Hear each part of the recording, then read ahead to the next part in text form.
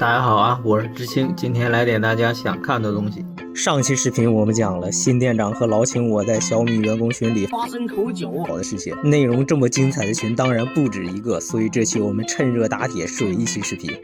不是更新一期视频，来介绍一下我在小米上班的时候加入的各种群组，以及每个群都是干什么的。可谓各个群都有挂吃，各个员工都有活整。那么先赞后看，养成习惯，我们马上开讲。干过小米店员的肯定对这几个软件都不陌生啊，俗称小米人的老九门。不过有几个只有店长才用得到，所以我们今天着重讲微信和企微。光是微信群哥们儿就加了6个。首先讲我们上期跟新店长发生口角的这个大群，也是我加的群里人数最多的，足足有80多人。这个群全是商场侧的员工，不只有我们小米的，华为、荣耀、OPPO、苹果的同事全在。而在这个群里，你除了能看到和领导发生口角、给领导溜须拍马、跟领导穿一条裤衩等如同《甄嬛传》一般的场景，还能看到旧时代的眼泪。就说这手机卡，有一说一啊，我不挑号的，号好不好是虚的，我挑卡。神州行，听说将近2亿人，我相信群众。喂，神州行，我看行。这个群的员工除了日常卖自己负责品牌的产品，还得帮着公司推销那毫无性价比的手机卡。先不说在品牌手机店里卖电话卡是否诡异，这个套餐69G 敢卖你79元，完全是把顾客当小日子整啊！反正我是一张都没卖出去过，我宁可不挣这个钱，怕晚上被人暗算。然后这个群还会发一些江湖通缉令，什么打假的、暗访的、盗窃的，总之隔三差五就会来一些团伙盯上品牌店。凡是盯上品牌店的团伙，你切记，他可能活不好，但一定不会没有活。哎呀妈，我没有活了，拉胯了。接着就是国补的时候，这个群更是群魔乱舞，到处都是问卷的。不过我们小米在这一块就显得很团结，我们3个店把国补卷全内部消化了，于是就有了第2个群，国补资料群。说实话，国补这玩意儿我整的不多，我也不爱整。原因是啥呢？国补的流程很繁琐，大多数人是不是觉得只要抢到资格去线下直接用就完了？用国补的可以说一说，压根儿不是这样，限制条件非常多啊。先不说你国补资格能不能抢到啊，抢不到也没关系，我们店员的资格给你用。是的，如果顾客有需要的话，当店员连国补资格都得让给顾客。听到这儿，有些人该动脑筋了，是不是国补给店员的提成挺多的？听我说下去，国补付款用的是政府专门的 POS 机，3个店就只给配1台，也就是说，在我们店想用国补，还得领着顾客跋山涉水来到商场另一家小米去付款。顾客付款 POS 机打印出一张发票，这个发票上要写购买人的姓名、电话、身份信息，后面有一个专门的上传通道。切记，这个发票仅此一张，丢了、坏了、污损了、乱码了，但凡是有一点问题，上传系统的时候就通不过。通不过的国补补贴款自然也就无法进公司的账户，那差的钱谁补呢？好笑的来了啊！我们店员要补。所以那些自我感觉良好，觉得用国补就是帮店员提升多少业绩的人，觉得来你这儿消费啊就是给你面子啊，我就是你的上帝的人，实际上店员真的没有多少好处拿，反倒操心的事儿要更多了。付完款拿到货，交易仍没有结束，顾客并不能直接把产品拿走，因为店员还需要拍各种照片，常见的就是一张发票的照片和一张3码合一的照片。所谓3码合一，就是1份北京时间、1份包装盒 SN 码，还有一张设备本体的 SN 码照片。下面教大家查一下自己手机串码的方法，特别简单，打开手机拨号，输入星井66井就能看到。照片需要拍得特别清晰，不然系统依旧不给你通过，领不到补贴。那你说顾客用国补就很省事吗？一点也不。使用国补都这么麻烦了，那退货退款就是难上加难。所以当你用国补买的产品想退换货时，你的资格补贴也需要一并退回。我见过有拉扯1个多礼拜退不掉产品的，你们可以想象这个过程有多麻烦。所以你可以默认用国补之后就自动放弃了短期售后的权利。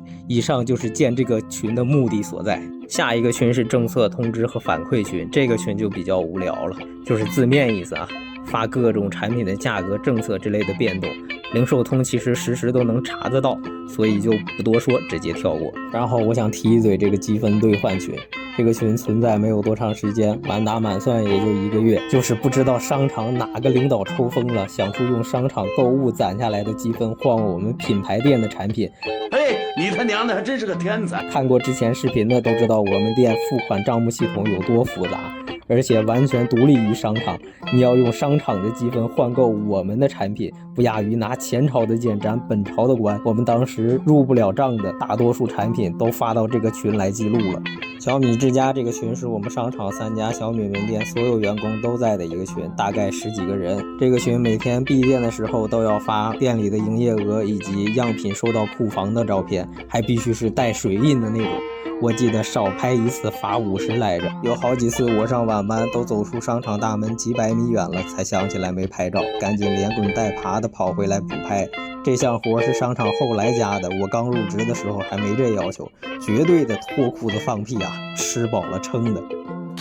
你怎么这么自私？呸！不过要么怎么说，一山更比一山高，在拷打员工这块，小米比商场也不遑多让。这个群另一项天天需要发的就是演练视频，别的品牌据我了解是没有这个东西的，只有我米有，太骄傲了简直。没看过小米店员演练视频的，我强烈建议你们去观摩一下。21世纪最累人的活动，每天拍完演练视频，我的心情就像吃了大粪一样，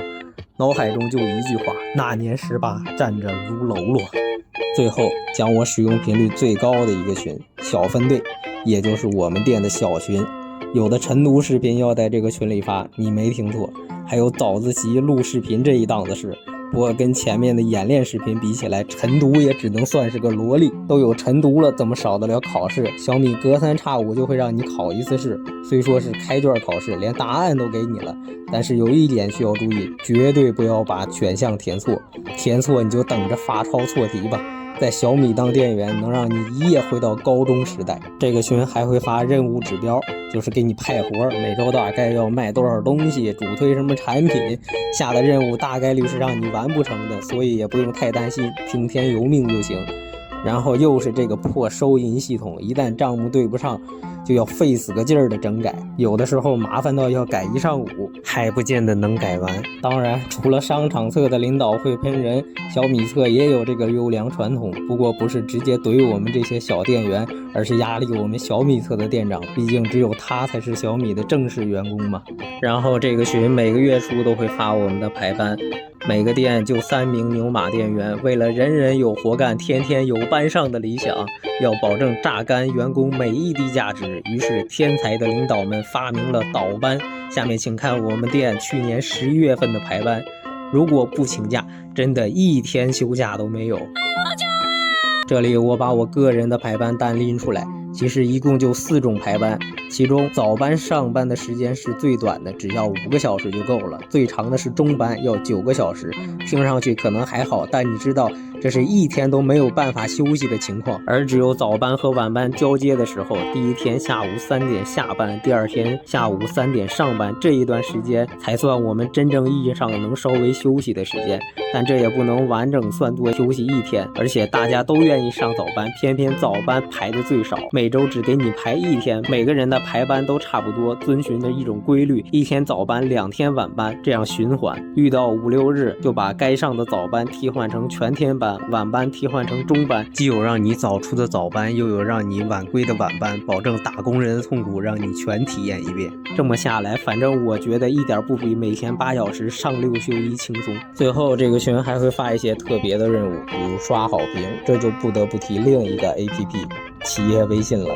意向大的顾客和在店里已经购买产品的顾客，我们都是要加企微的，而好评就是要找买过产品的顾客，麻烦人家在小米商城里找到订单，填个5星好评，好评数和每月企微添加顾客数都是有考核的，相信加过店员企微的都知道，店员加企微只办3件事：发广告，发广告，还是他妈的发广告，不但朋友圈天天发，还要私下单独发，幸亏是企微，这要换成私人微信，估计早就被举报成异常账号了。遇到新品发布，所有人还要把头像统一换成产品的雷霆大头照，一家人就得整整齐齐。当然你说这些群里天天这么毫无生气吗？也不尽然。就比如我们店除了大姐都偶尔玩金铲铲，结果和我年龄相仿的店员小黄经常狗运发挥晒战绩来气我。还有天气恶劣的时候，群里的领导也会偶尔通人性，提醒大家上下班注意安全。这些就是小米店员寡淡如水、两点一线的日常生活里为数不多的活人感了。